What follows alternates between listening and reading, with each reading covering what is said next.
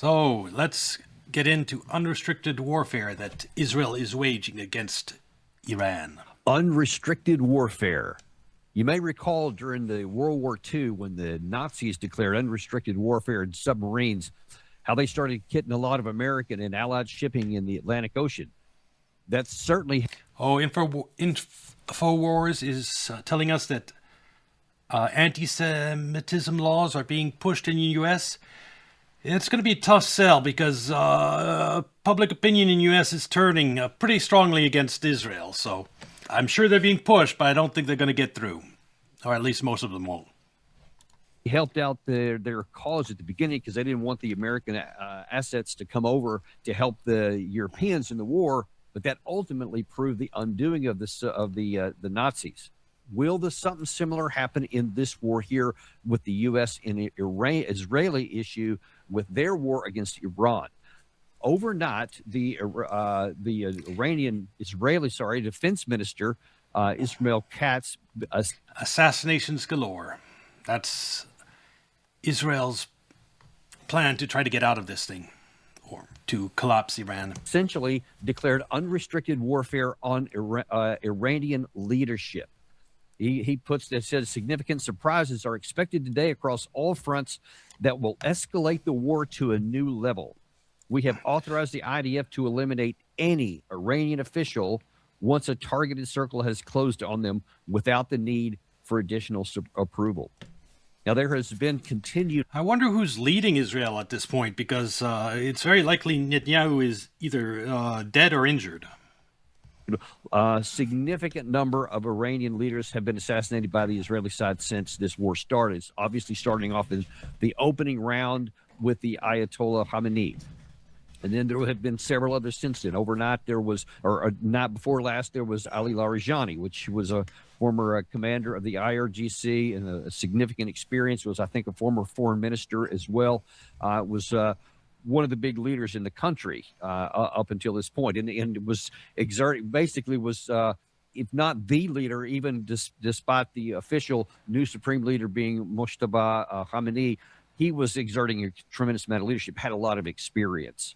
Now he was assassinated, and then the head of the Basij force was assassinated. Overnight, there was another major official. So was that 3 or 4 major assassinations? I think it was the intelligence services. So everybody has a target on their back. You can imagine that the president, Pezeshkian, the foreign minister, Abbas. Alexander Mercouris, rightly, I think, interpreted the reason for this sudden burst of assassinations is that march they had the other day where all these top leaders came out of hiding and walked with the people. Yes, it was a statement, a show of solidarity, but I think that's how Israel managed to track them and kill them and identify their location. So it was very courageous and foolhardy to go march with the protesters. And Alexander thinks that they probably knew they were going to get killed, and they intentionally martyred themselves by walking with protesters. I don't know, but yep, I don't think this is going to change much in the war. Iraqi, every one of them have targets on their back, and in fact, leaders across the country do.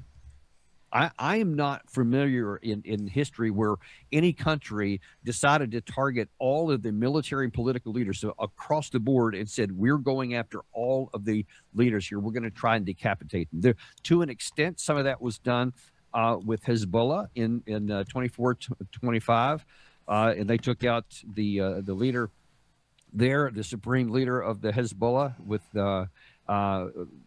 Hassan Nasrallah, and then almost all of his senior generals. I mean, this just decimated the group. Now, as we've seen, that still wasn't entirely successful. In fact, it significant. Now, Hezbollah in Lebanon appears as strong as ever. And I'm going to leave the video here just because, I think Israel is going to keep on trying to assassinate top leaders and being successful in some cases, but I don't think it's going to impact the war. There's never in human history been regime change from air campaign alone. Going back to the First World War, before that, after that, bombing by the enemy has never caused a new government to come into power. Not once in human history. So I don't think it'll be successful here.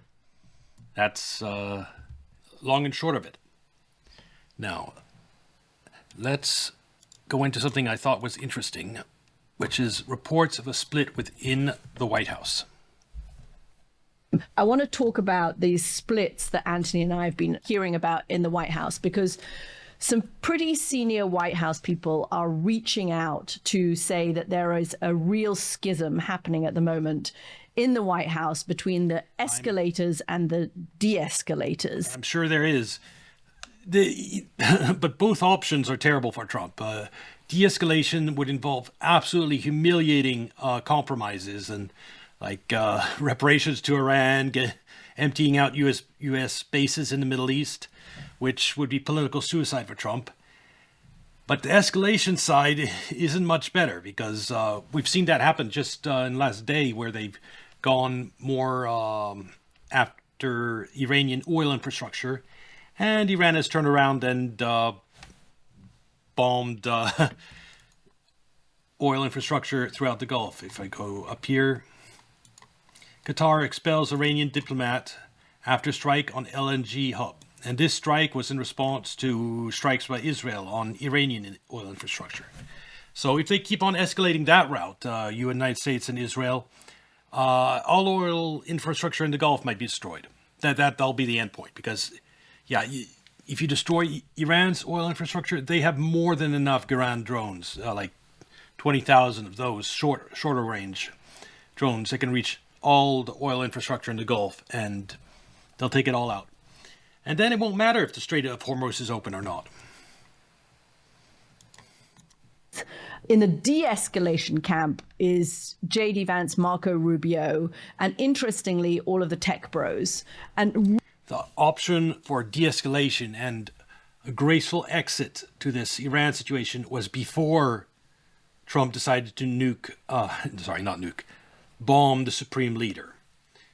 Because after that, there really is not a good off-ramp for Trump anymore. He committed suicide, political suicide, when he bombed the supreme leader, because Iran closes the Strait of Hormuz, and we don't have the military capacity to open it. Like, to be able to open the Strait of Hormuz, we would have had to prepare for a ground invasion like 9 months ago. And have like over 100,000 troops ready to go to secure the coastline. That's what we needed to do to open the Strait of Hormuz. And if we start doing that now, it's 9 months. It'll be the midterm elections before it's ready to go and open the Strait of Hormuz. So we can't force Strait open. And we can't bomb regime change in Iran, because that's never worked before in human history. And the only way to convince the Iranians to open the Strait of Hormuz would be concessions by Trump so politically humiliating they would finish him. So his choice is he has three choices in front of Trump right now. One, again, try to de-escalate, but which would end his political career immediately because of the concessions he'd have to make to Iran to open the Strait of Hormuz. Two, escalate, like starting to attack oil infrastructure, or, as some have floated, nukes. Both of those end in disaster and probably the entire Gulf in flames and no oil coming out of there for any time soon. And that's a disaster for him too. Or the third option is to just stall and hope someone comes in and saves him, which won't happen, and that means the Strait of Hormuz remains closed right up till the midterms, and he loses the midterms, and he gets impeached and removed from power. So all options for Trump right now lead to disaster. The only good option for Trump was to not attack Iran and kill the supreme leader, but he already committed that mistake, and now he's trapped in a situation that will end his presidency. It's sad, but hopefully J.D. Vance will do better. Really interestingly is not just that people in Vance's world are calling out to reporters to tell them about this split, but also that you've got David Sachs, who's the AI chief, went on the All In podcast at the end of last week and laid out this split in no uncertain terms, with even saying that there is, he is very much in the de-escalation camp, but suggesting that the escalators in this schism are trying to push Donald Trump to escalate the war, to side with Israel, and that you could even end up with some kind of nuclear strike against Iran, potentially from Israel, is what David Sacks seems to be saying. I've been told to take David Sacks. So they're even warning us that those who want escalation in administration are now behind the scenes openly talking about using nukes. So Iran, you made a mistake not getting those nukes faster, because if Iran gets nukes, gets nuked by Israel and the United States, the entire world will take the lesson from this: is you need nukes now, because if Iran had gotten nukes, had actually pursued and gotten nukes, then they wouldn't have had all these nukes used against them. Their absence of nuclear deterrent is threatening their country with actual nuclear strikes by Israel and U.S. His comments with a grain of salt, but I do think that there is this split, and the people in the de-escalation camp in kind of the Vance-Rubio world are worried that Trump is leaning towards the escalation camp, and that camp is... Yes, and I can understand why, because the de-escalation camp is political suicide in a way for Trump. Because it immediately, like people like Asmongold, imagine Asmongold, who was all for this Iran strike. Let's say Trump agrees to remove all U.S. bases from the Middle East and pay reparations to Iran for the strike, and then probably Iran ends up getting a nuke because we have no leverage to stop that now. Imagine how Asmongold will take that. He will completely turn against Trump. And so the Democrats already hate Trump. It's political suicide. Whereas the escalation path, that is also political suicide, but slower. It's slower political suicide because you get to bomb Iran's oil infrastructure, for example, and it takes like a day or two for Iran to strike back and destroy oil infrastructure around the Gulf. Yeah.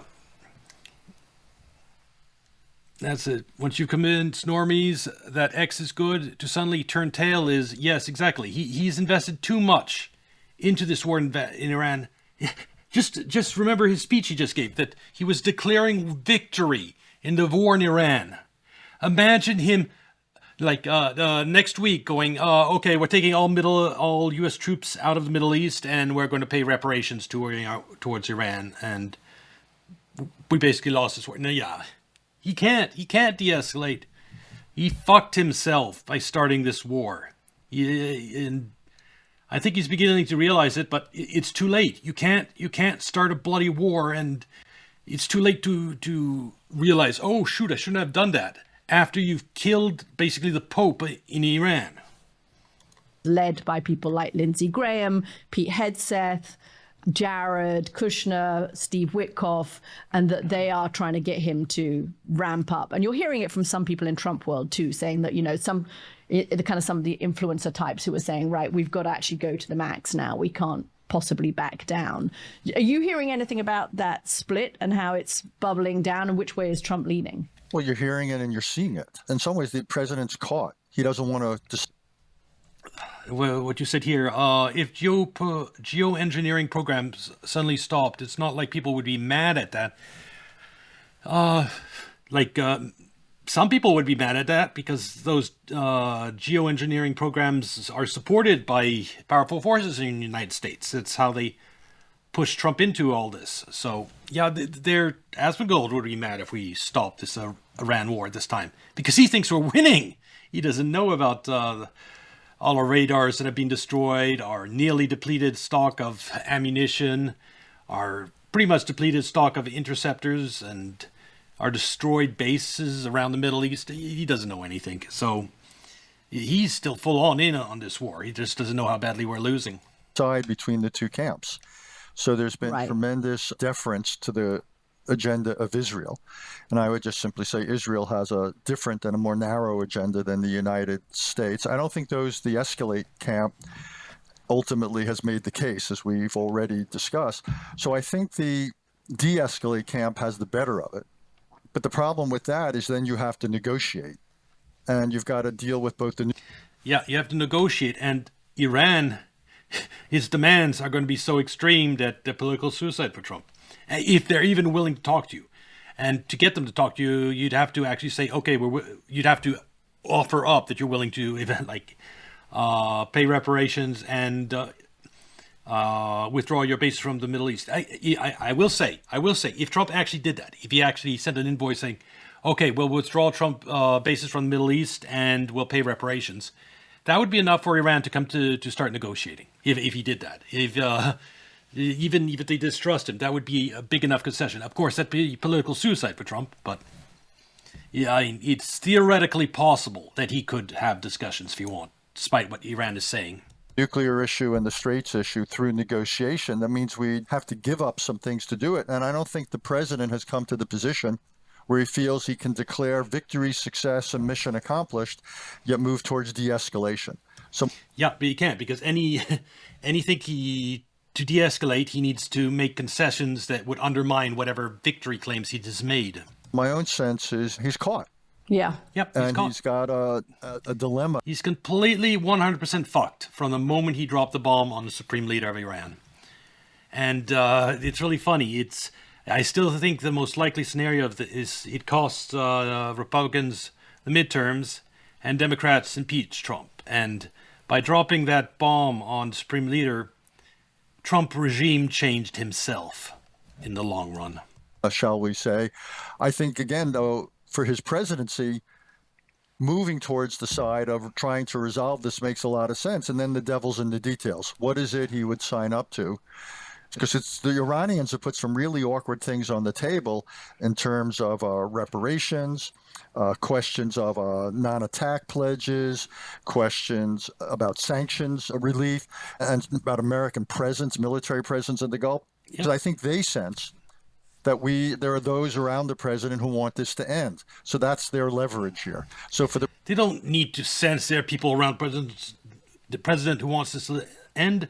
Everyone knows if the Strait of Hormuz remains closed, it's going to wreck the global economy. So of course there's people around the president that want this to end.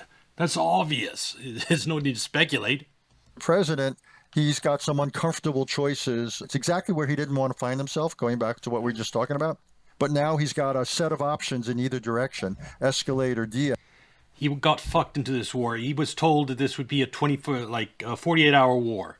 Take out Supreme Leader, uprising, democracy, he's all good, and he's the savior of Iran. He was mind-fucked with that promise into attacking Iran. And I must say, it was brilliant on the part of the deep state operators who wanted him into this war to do that Venezuela coup, because that's what primed Trump to believe that he could do the same in Iran. And he gambled everything on a losing bet. Escalate. Neither one is wildly attractive. Neither one is without risk. That's where he finds himself. And I think at the moment he's stalling because he doesn't like the choices in front of him. Exactly. Like I said, there's three choices: de-escalate, escalate, or stall. And stalling leads to loss of the midterms because the economy gets wrecked by high oil prices, the global economy. And de-escalation is political suicide, and escalation is most likely also political suicide. But just not right away, just a few days or a few weeks longer for the escalation route to become political suicide. Because you have to understand, those ideas of nuking Iran that are being floating around, they will be seen as a loss. Because why would you nuke Iran if you're winning the war? You only nuke someone when you're completely out of options. It would be an admission on one level that the United States couldn't win this militarily. Yeah, so he's hoping that the choices will resolve himself. Trouble is, the longer he stalls, the more the economic situation makes his choices even more difficult. One person I hope that he is not listening to, I feel a little bad about calling this individual out, but Chris Wright, the energy secretary, was on the Sunday shows. Here's what he said, because I'm a little worried about the quality of the team, of some of the team around the president.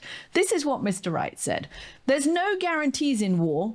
I can guarantee the situation would be a lot worse without this operation. I swear to God, he said those two things back to back.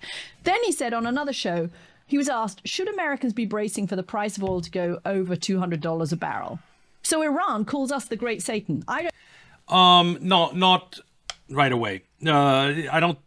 They can't go up. It's going to go up to 150 first, and I think that's be enough to destroy a lot of demand. And if Strait of Hormuz remains closed for 6 months, then yes, you could see $200 a barrel oil. You did that, but in short term, I think it's staying right. Oil prices stay right where they are for like a month at least.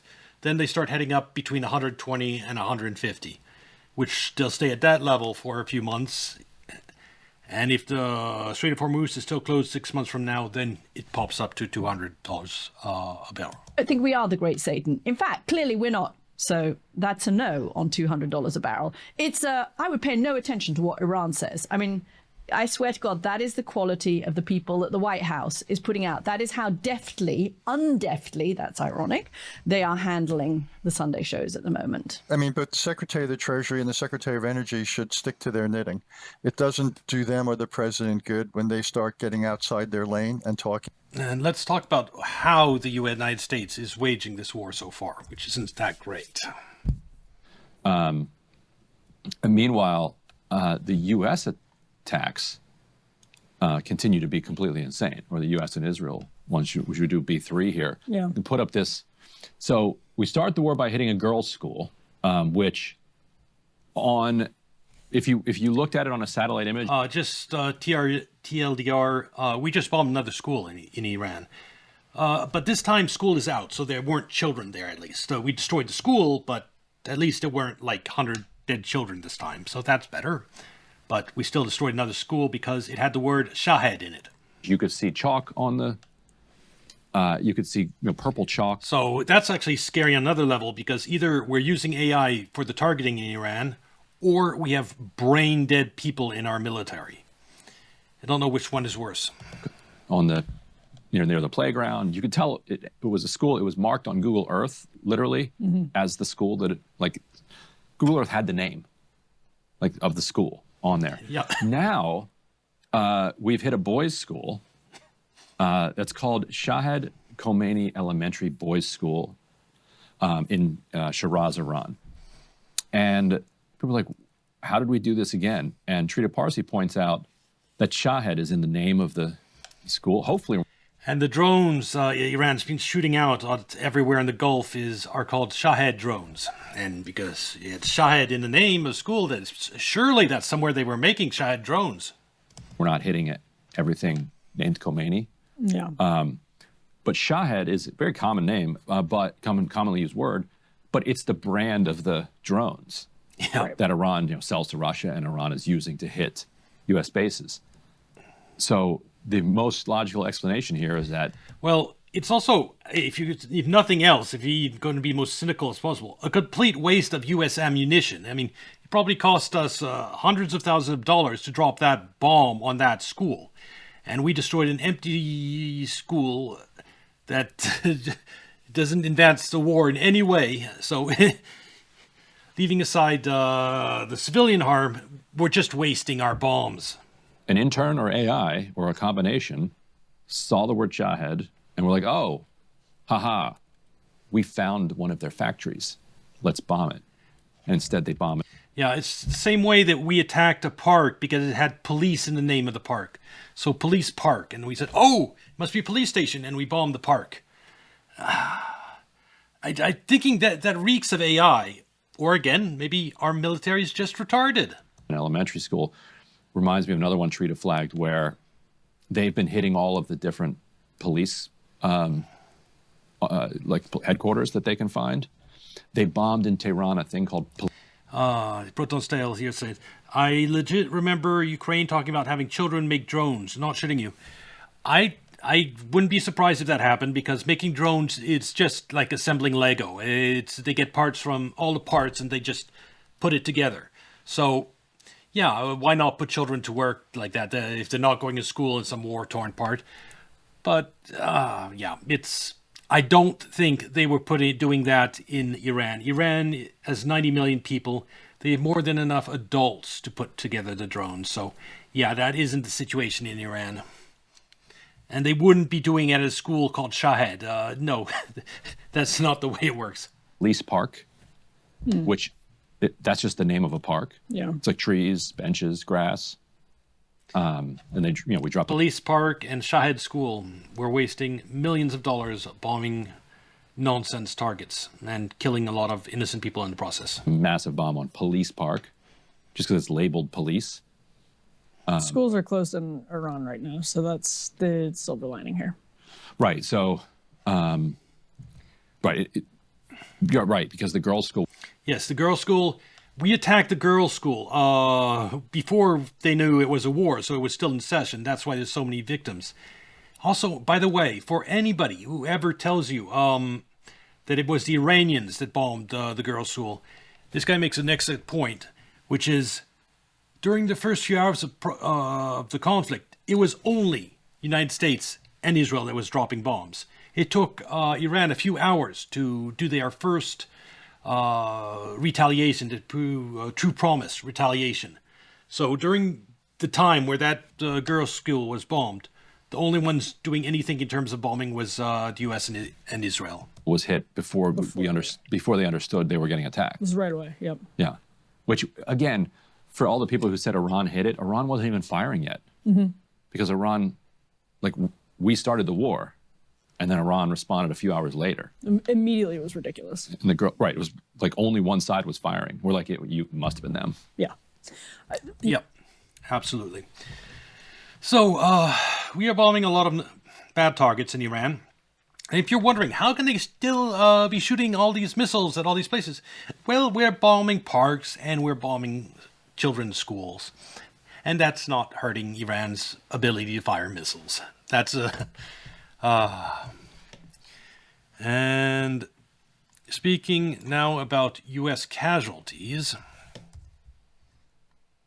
The screen, this just came out yesterday. The Iranian drone attack in Kuwait that killed U.S. service members in the early hours of the war was more severe than previously known. Dozens suffering injury that included brain trauma, shrapnel trauma, burns. More than 30 remained in the hospital yesterday. This was published. This is the U.S. caught lying about casualties in the Iran war. So in the drone strike, in this one drone strike, in the first hours of the war, you had 5 dead, I think they're going to say. And if you remember, they didn't declare any dead, and certainly not 5 in that initial attack. Yesterday with battle injuries, 1 at Brooke Army Medical Center in San Antonio, 12 at Walter Reed here in the DMV area, 25 at Landstuhl in Germany. Of those, about 20 arrived on a C-17 military transport aircraft at Landstuhl on Tuesday with injuries the military designated as, quote, urgent and requiring evacuation. More than 100 medical personnel were sent to Landstuhl to assist. What's even... He's saying, that the U.S. is not going to have to live with the aftermath of this war. Israel is. That's true. That's why Israel's goal in this are different from ours. They want to reduce Iran to a failed state. That's why they're going after all these leaders. If Iran could be broken apart and, like happened in Syria, balkanized to all these different groups fighting each other, that'd be perfect for Israel. And it'd be a complete mess for everyone else. And it's certainly not what the United States wants, but it's... And worse is that we can see how they initially described the attack. Let's put that one up there on the screen. This is what they said on the day. As of 9:30 a.m., 3 U.S. service members have been killed in action. 5 are seriously wounded. Several others sustained, quote, minor shrapnel injuries and concussions and are in the process of being returned to duty. A straight up lie there from the Pentagon. And if you want to see how bad it was, a surviving U.S. service member, Sergeant First Class Corey Hooks, actually described the moment that that drone struck the tactical operations center and what it was like. You can see the injuries that he sustained. Let's take a listen. I remember turning my head to the left and I seen the nose of that drone pop through. And as soon as it did, I knew what it was. It was either a missile or a drone. So I turned to my right, and that's when it blew up and just blew the whole building apart. Life is precious. Life is short. You never know when you're going to be put in a situation like we were in. Wow. It's tragic. Sergeant Hicks, I mean, you could see the injuries to his face, to his hand. He's lucky to survive. But there's so many of his other, comrades who are now literally, languishing in hospitals. And they lied to us. They lied to us completely. Also, we should note, I think at least 5 were killed in this attack. We don't know the exact number. At least 5 were killed in this attack. And the U.S. is, on that first day, only 3 casualties. Yes. So the true casualties in this war for the United States are far higher than Trump is letting on. It could be really bad. I have no way of knowing, but the official casualty numbers for the United States are not true. Should not be taken at face value. It's sad. And you're saying that they absolutely want Iran destroyed long term, but you think it's going to hurt them because of negativity towards them. Well, you have to understand this from the perspective of Netanyahu and his ilk. They want Greater Israel. They need to evict. Let's go again to Greater Israel.